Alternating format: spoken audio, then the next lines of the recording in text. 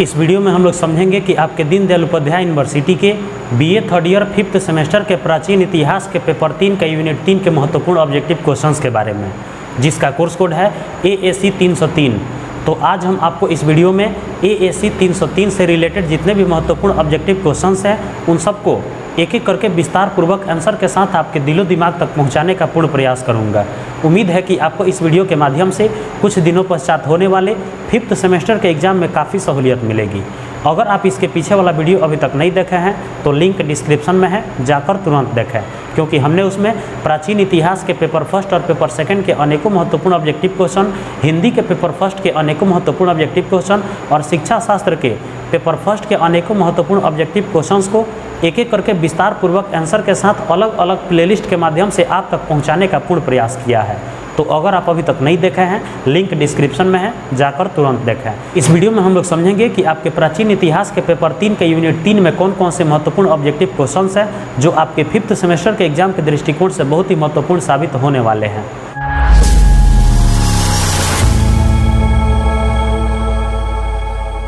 तो आपके 5th semester के प्राचीन इतिहास के पेपर 3 के यूनिट 3 का सबसे पहला महत्वपूर्ण ऑब्जेक्टिव क्वेश्चन है, लिपिक और शब्द का उल्लेख सबसे पहले किसने किया है?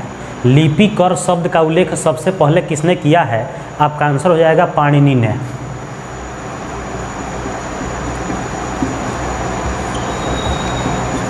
आंसर क्या हो जाएगा? पाणिनि ने। दूसरा प्रश्न है, पाणिनि के द्वारा उल्लेखित कौन सा शब्द पुस्तक का पर्याय माना जाता है? पाणिनि के द्वारा कौन सा शब्द पुस्तक का पर्याय माना जाता है? आपका आंसर हो जाएगा ग्रंथ। आंसर क्या हो जाएगा? ग्रंथ। तीसरा प्रश्न है, स्वर और व्यंजन का भेद किस ग्रंथ में बताया गया है? स्वर और व्यंजन का जो भेद है, मतलब स्वर और व्यंजन के कितने भेद होते हैं, इसको किस ग्रंथ में बताया गया है? आपका आंसर हो जाएगा ऐतरेय आरण्यक में।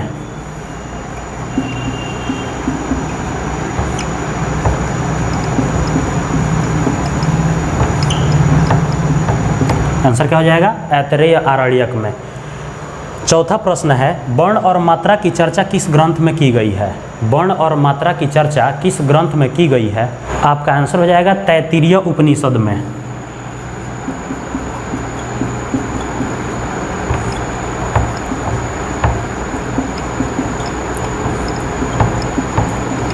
वर्ण और मात्रा की चर्चा किस में की गई है? तैत्तिरीय उपनिषद में की गई है। अगला क्वेश्चन है 5 नंबर, किस ग्रंथ में एक वचन, बहुवचन और तीनों लिंग के भेद का विवेचन मिलता है? किस ग्रंथ में एक वचन, बहुवचन और तीनों जो लिंग होते हैं उनका विवेचन मिलता है, माने वर्णन मिलता है? आपका आंसर हो जाएगा शतपथ ब्राह्मण में।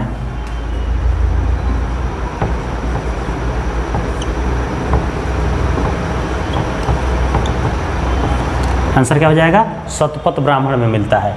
अगला क्वेश्चन है 6 नंबर, पंक्ति नामक शब्द का उल्लेख किस ग्रंथ में है? पंक्ति नामक शब्द का उल्लेख किस ग्रंथ में किया गया है? आपका आंसर हो जाएगा वाजसनेयी संहिता में।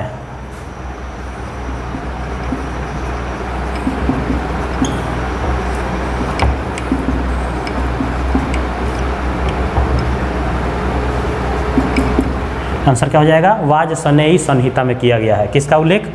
पंक्ति नामक शब्द का उल्लेख। अगला क्वेश्चन है 7 नंबर, लिपियों का जन्म किस युग में हुआ? लिपियों का जन्म किस युग में हुआ? आपका आंसर हो जाएगा ताम्र युग में।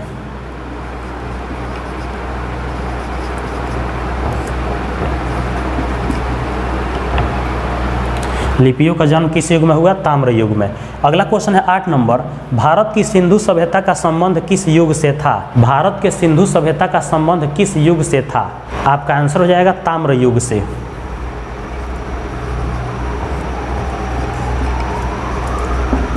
आंसर क्या हो जाएगा? ताम्र युग से।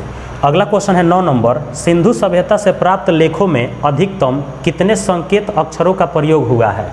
सिंधु सभ्यता से जो भी अभिलेख प्राप्त हुए हैं उसमें कितने संकेत अक्षरों का प्रयोग किया गया है? आपका आंसर हो जाएगा 20।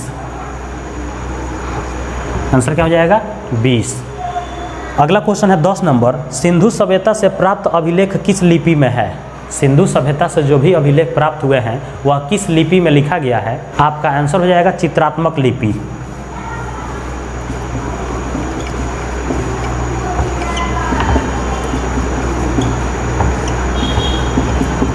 किस लिपि में लिखा गया है? चित्रात्मक लिपि में लिखा गया है। अगला क्वेश्चन है 11 नंबर, ललित विस्तार में किस लिपि का उल्लेख है?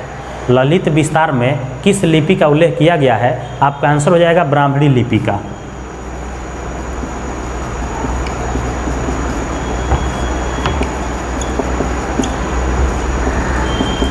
आंसर क्या हो जाएगा? ब्राह्मणी लिपि का।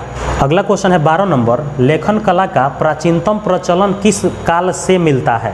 लेखन कला का प्राचीनतम प्रचलन किस काल से मिलता है? आपका आंसर हो जाएगा सैंधव काल से।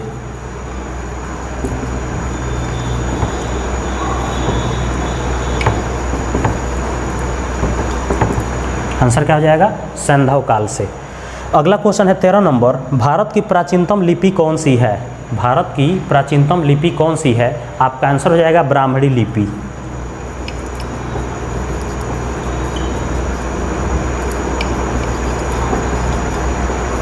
भारत की प्राचीनतम लिपि कौन सी है? ब्राह्मणी लिपि। अगला क्वेश्चन है 14 नंबर, सिंधु वासियों को किस धातु का ज्ञान नहीं था? सिंधु वासियों को किस धातु का ज्ञान नहीं था? आपका आंसर हो जाएगा लोहा का। सिंधु वासियों को लोहा का ज्ञान नहीं था। तो ये थे आपके 5th सेमेस्टर के प्राचीन इतिहास के पेपर 3 का यूनिट 3 के कुछ महत्वपूर्ण ऑब्जेक्टिव क्वेश्चंस और उसके आंसर्स। उम्मीद है कि आपको सभी प्रश्न और उसके उत्तर बहुत बढ़िया से समझ में आए होंगे और इस वीडियो के माध्यम से कुछ दिनों पश्चात होने वाले 5th सेमेस्टर के एग्जाम में काफ़ी सहूलियत मिलेगी। अगर आपके मन में कोई डाउट है, कोई प्रश्न है, कोई कन्फ्यूजन है तो कमेंट सेक्शन में पूछ सकते हैं। आप इस तरह से और कौन से टॉपिक से रिलेटेड वीडियो देखना चाहते हैं कमेंट में बताना ना भूलें। लौटेंगे बहुत ही जल्द किसी नए टॉपिक के साथ, तब तक के लिए जय हिंद।